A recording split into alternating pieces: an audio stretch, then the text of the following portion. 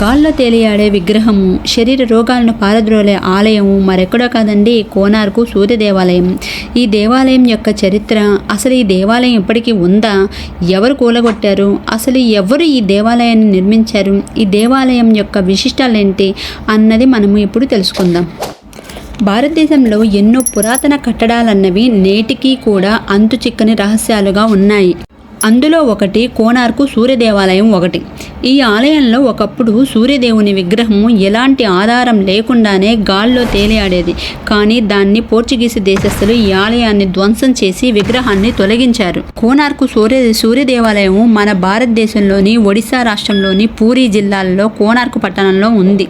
ఈ ఆలయం పెద్ద రథం ఆకారంలో ఉండేటట్టు నిర్మించారు.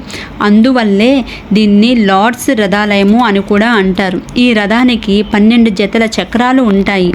ఈ 12 చక్రాలు 12 రాశుల్ని సూచిస్తాయన్నమాట. ఈ ఆలయాన్ని సూర్యదేవుడికి అంకితం చేస్తూ కట్టడం జరిగింది.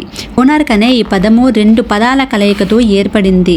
అవే కోణము మరియు మందసము. కోణం అంటే మూల, మందసం అంటే సూర్యుడు, అంటే సూర్యుని మూలాలు.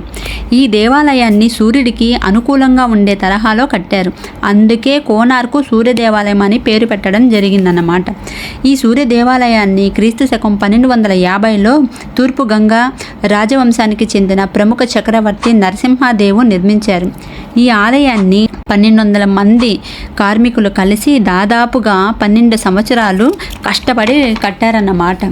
ఈ సూర్య దేవాలయం యొక్క చరిత్ర ఏమిటంటే, అప్పట్లో గంగా వంశ పాలకుడు నరసింహదేవుడు ముస్లిం పాలకులతో పోరాడి జయించారన్నమాట. ఈ ఆనందంతో తనకు ఇష్టమైన సూర్యదేవుణ్ణి ఆలయంగా నిర్మించారు. ఈ ఆలయాన్ని రవీంద్రనాథ్ ఠాగూర్ గారు సందర్శించారు. ఈయన ఒక్క మాట అన్నారు, ఇక్కడ శిల్పాల భాష మనిషి భాషను సైతం అధిగమించింది అని అన్నారు.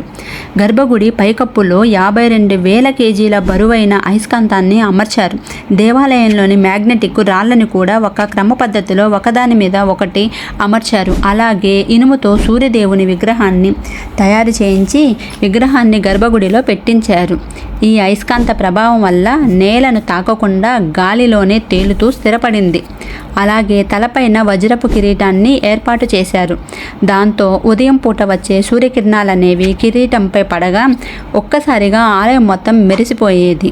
ఇలా ఈ దేవాలయము చాలా ప్రసిద్ధిగాంచిందన్నమాట. సూర్యదేవుని అనుగ్రహం వల్ల సాంబుడు తన శరీర రోగం నుంచి విముక్తి పొందడం వల్లనే కట్టించిన ఈ ఆలయానికి ఎన్నో వందల మంది ప్రజలు తన శరీర రోగాలను పోగొట్టుకోవడానికి ఈ ఆలయాన్ని సందర్శించుకునేవారు.